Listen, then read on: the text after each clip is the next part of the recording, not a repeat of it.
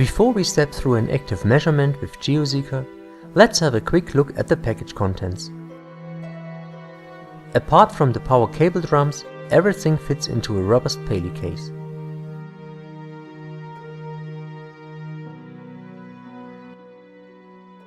Right after opening the case, you see 4 electrodes attached to the upper shell, 2 power electrodes and 2 voltage electrodes.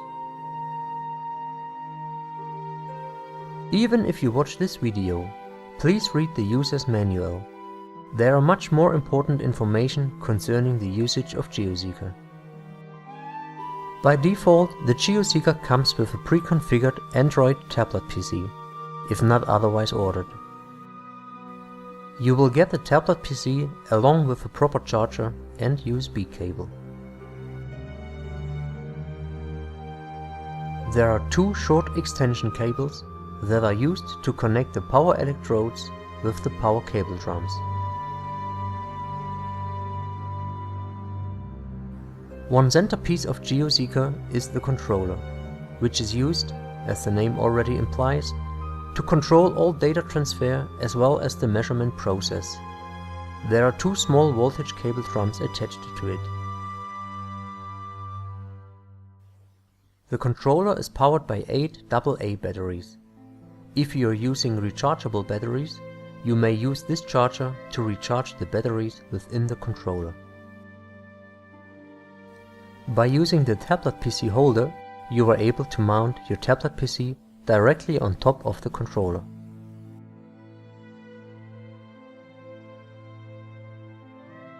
The USB power pack comes with a charger and is used to supply your tablet PC with additional power, especially during long-lasting measurements. This charger is used to recharge the built-in battery of the Paley case, or, as we call it, the power box. More information about charging your equipment we will explain in the next chapter of this video. The travel adapter can be used as an interface for international power sockets, so you can charge your equipment worldwide, no matter where you are.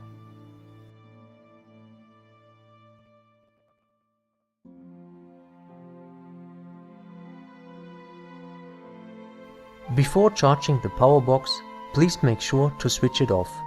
If it is switched on, it will not charge at all. The charging process starts as soon as you connect the charger to the power box.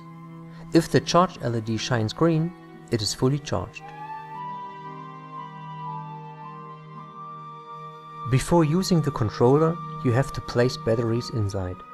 So remove the battery compartment and insert the batteries.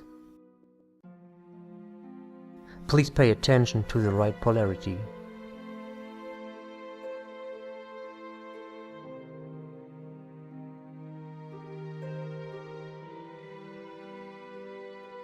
By default, rechargeable batteries are included.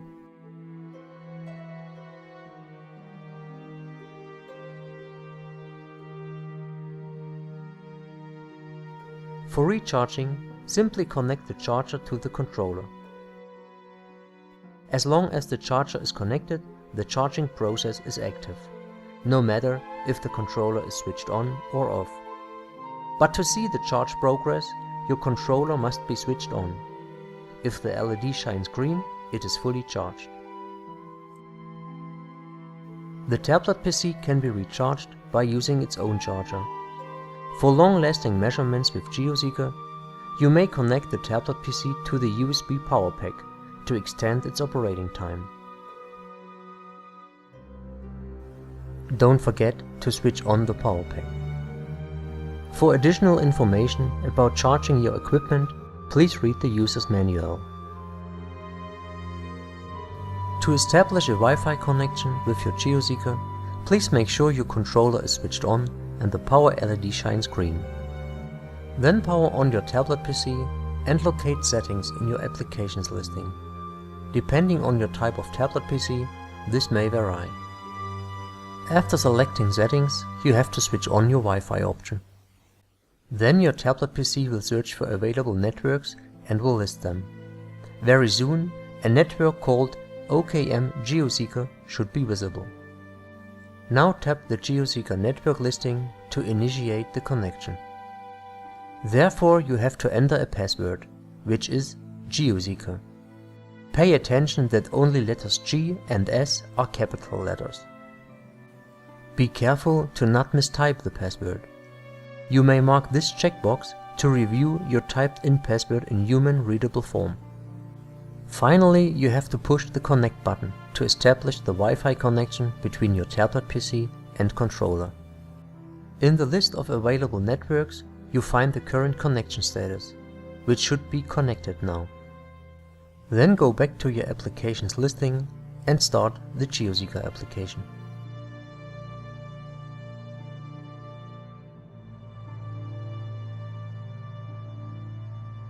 After starting your application, you see the main menu.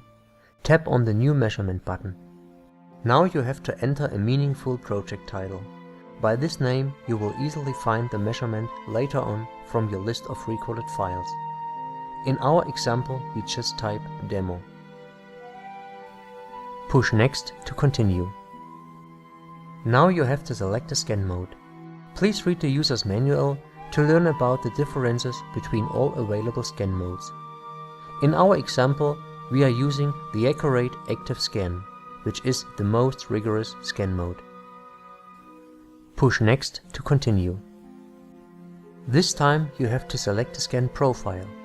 Again, in the user's manual you will find more detailed information regarding all these options.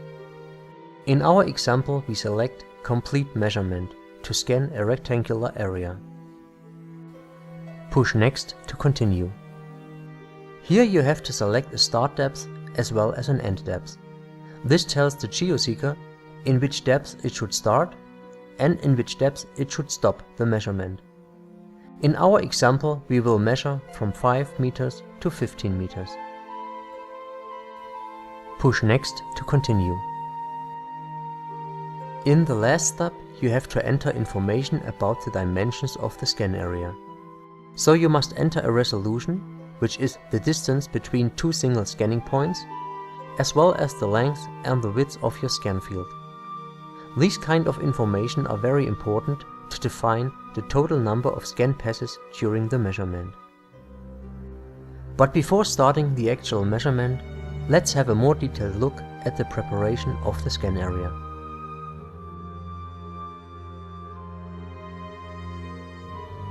Before performing the measurement, we are going to place markers for each scan point to simplify the later measurement. Place the first scan point marker on the right bottom corner of your scan area. As you remember, we selected a resolution of 2 meters, so we have to place our second scan point marker 2 meters behind the first one. You should use a measuring tape to determine the right distance.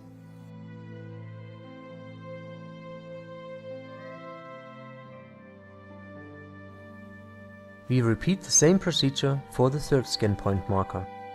So now you reach the final field length of 4 meters, which is what we have entered into the new scan dialog before.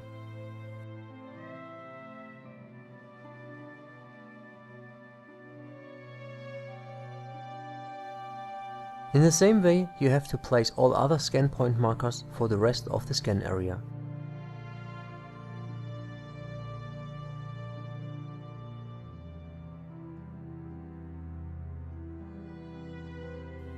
Now all of the scan point markers have a distance of 2 meters to its direct neighbors. After preparing the scan area with scan point markers, you can now start the measurement by tapping on the Start Measurement button. The main measurement screen will appear. It offers all important information about the scan process. Let's have a closer look at the controls. Here on the left top corner you see the status of the wireless connection to the controller and the power box. If the indication is green, everything is alright and the connection is established. Right beneath that you can find the display of the measurement results. Right now there are no values because we have not measured anything so far. In the right top corner you see the progress of the current measurement. Right now there are none of the 27 scanning passes completed. Right beneath that you find the Continue button, which is used to start the next scanning pass. But before you push this button, you have to set up your equipment and the electrodes. All important information about setting up the upcoming scanning pass you will find at the bottom of the screen. There you find the positions and distances at which you have to place your equipment during a measurement. The power electrodes are represented by the letter A. Those electrodes must now be placed at the cable marker position 1. This means the power cable drum must be unrolled up to 5 meters to reach the first cable marker. The voltage electrodes are represented by the letter B. Those electrodes must now be placed at the cable marker position 1. But the voltage cable drums must be unrolled completely. Let's now apply these settings to our scan area. First, you are going to place the power box and both power cable drums directly next to the first scan point marker. Then you are connecting the right power cable drum to the power box and unroll it until the first cable marker appears.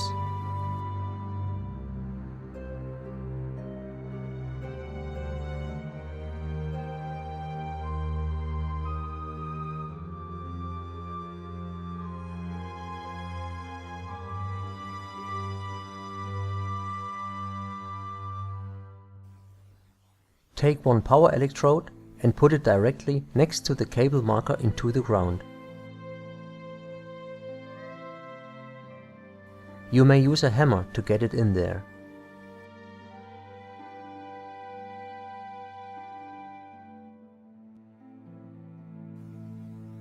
Finally, you need to connect the electrode to the cable drum by using one of the short extension cables.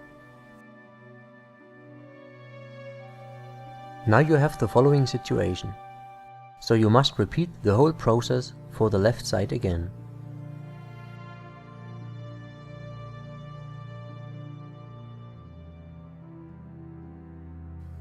Unroll the power cable drum to the first cable marker, put the electrode into the ground, and connect the electrode to the power cable drum by using the second extension cable.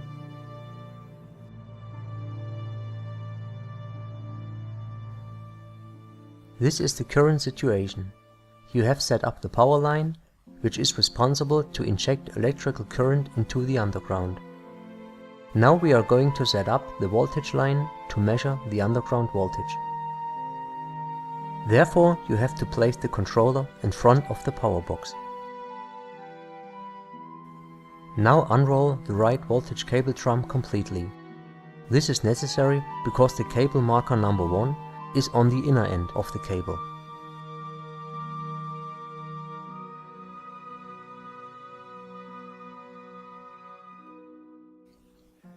If the cable is completely unrolled, come back to the cable marker number 1, grab the first voltage electrode and put it directly next to the cable marker into the underground. If necessary, use a hammer and connect the cable to the electrode.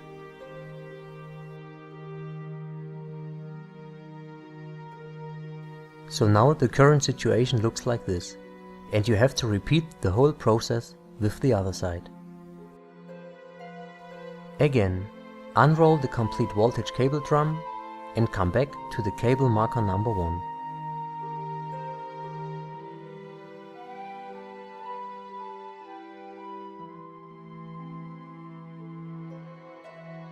Then put the second voltage electrode into the ground and connect it with the cable.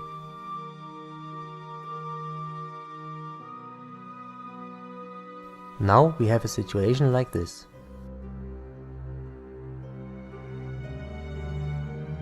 Please make sure that controller and power box are switched on.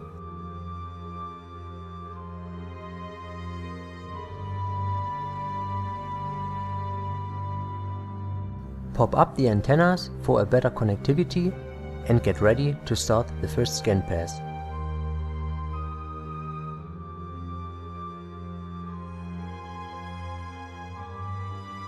After tapping the Continue button, the GeoSeeker initiates a short test to check if the measurement can be processed successfully. If so, it starts measuring. After measuring the first scan point in a depth of 5 meters, you see the results on screen. Now you have to adjust the electrodes according to the updated information on your screen again. As you can read, you must increase the distance of the power electrodes, indicated by letter A. You have to move the electrodes to cable marker 2. After moving the electrodes, push the Continue button to start another test and measuring process at 10 meters depth. Now you notice that you have to move the power electrodes to cable marker 3, which you will find after unrolling the power cable drum 15 meters in total. So let's replace the electrodes to cable marker 3 now. Push the Continue button again to start another test and measuring process at 15 meters depth. Now you've finished measuring the first scan point, and you have to move all electrodes together with your equipment to the next scan point. Push the Continue button to measure scan point 2 in a depth of 15 meters. Move the power electrodes inwards to cable marker 2. Push the Continue button to measure scan point 2 in a depth of 10 meters. Move the power electrodes inwards to cable marker 1. Push the Continue button to measure scan point 2 in a depth of 5 meters. As indicated on screen, you now have to move everything to the next, the third scan point. You may realize that the whole procedure is repeated over and over again, until the complete scan field has been processed. So let's move your equipment to the next scan point. As soon as everything is in place, push the Continue button to start another scanning pass. Again, you have to move the power electrodes outwards to cable marker 2.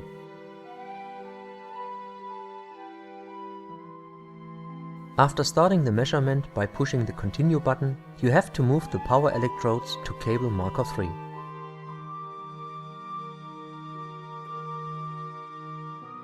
After preparing the next scan, push the Continue button. But this time GeoSeeker will only do a check, but no measuring. So what happened? Let's have a look at the screen instructions. You see that you should move the voltage electrodes, indicated by letter B, to cable marker 7. This could happen because the measured voltage between the electrodes is too inaccurate, and by changing its distance, the reading can be optimized. So let's move the voltage electrodes to cable marker 7. Now try to start the measurement again by tapping Continue. This time the process of measurement was fine and you can move all electrodes to the next scan point. Push Continue to start a new scanning pass. As you will notice, you have to decrease the distance of the power electrodes by placing it to cable marker 2. Every time you are changing the distance between the power electrodes, you are also changing the current measurement depth. So while increasing the distance, you are also increasing the depth, and vice versa. So by decreasing the distance of the power electrodes, you are reducing the depth now. The current scan depth is indicated by letter D. Right now, you are going to scan in a depth of 10 meters. Push Continue to start a new scanning pass.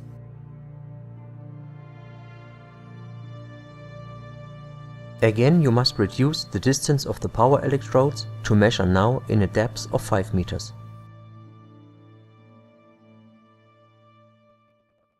Push Continue to start a new scanning pass. Also this time, you noticed that there was only a check but no measuring. But this time, you should reduce the distance of the voltage electrodes and move it back to cable marker 2, as indicated by letter B. After testing the electrodes configuration, GeoSeeker determined that you must readjust the voltage electrodes to measure more accurate values.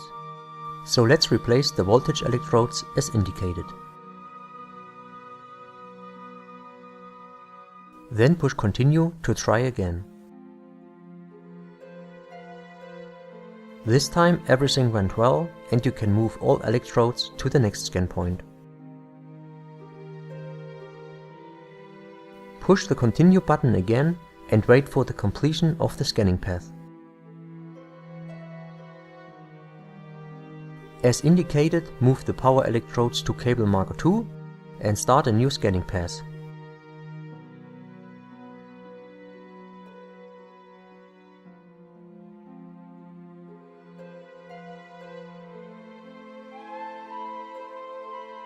Again you have to change the distance of your power electrodes and move it to cable marker 3.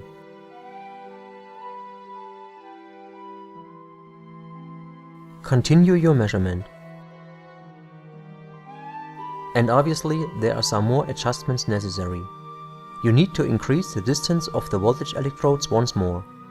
Move it to cable marker 7 as indicated by letter B. So replace the voltage electrodes and try again.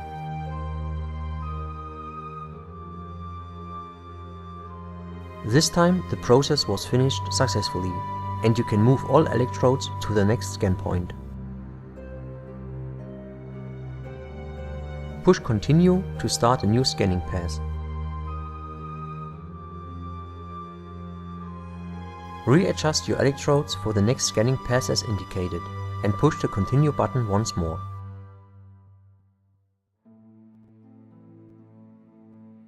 You can easily see that you must replace your voltage electrodes one more time. Now to cable marker 4. So let's do it.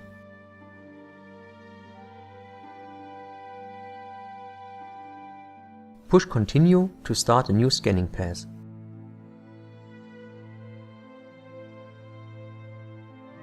Now the measuring process succeeded and you need to move the power electrodes to cable marker 1. Continue scanning by pushing the button.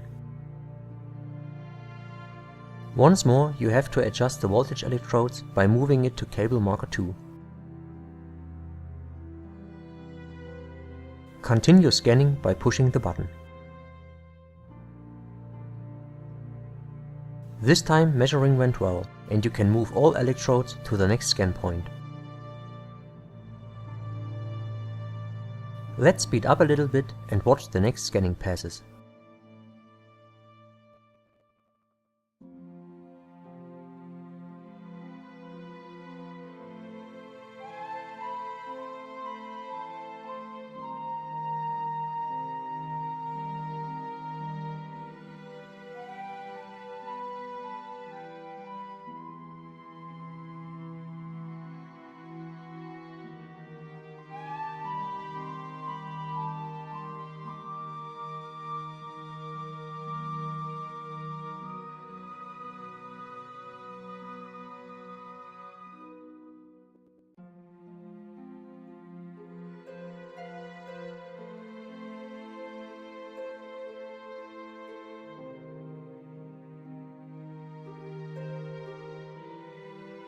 Well, there's just another problem that occurred during our measurement.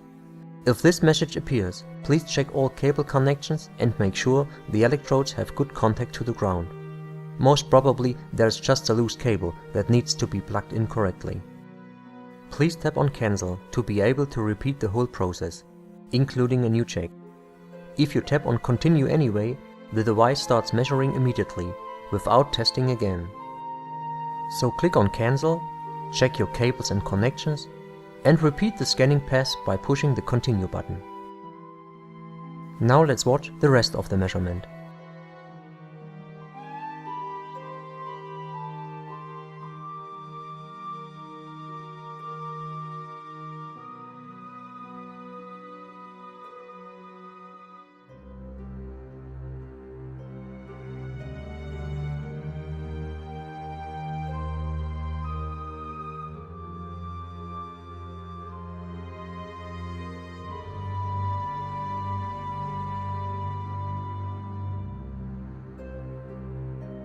After all scan points are measured completely, you will get a success message. Finally, the Continue button has turned into a View button. Push the button to create the resulting image of your measurement.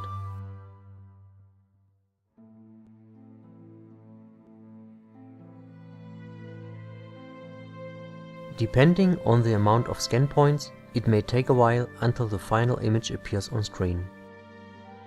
On the left side, you find several buttons to change the orientation of your image. There are Front View, Side View, Top View, and Perspective View. Furthermore, you can freely rotate the image by moving your finger over the screen. On top of the screen, you can change color's transparency. Let's say you want to add more bluish color to your image. To do so, simply use this button to make bluish colors less transparent. In the same way, you may add more reddish color. Adjusting the colors helps to highlight the most outstanding values.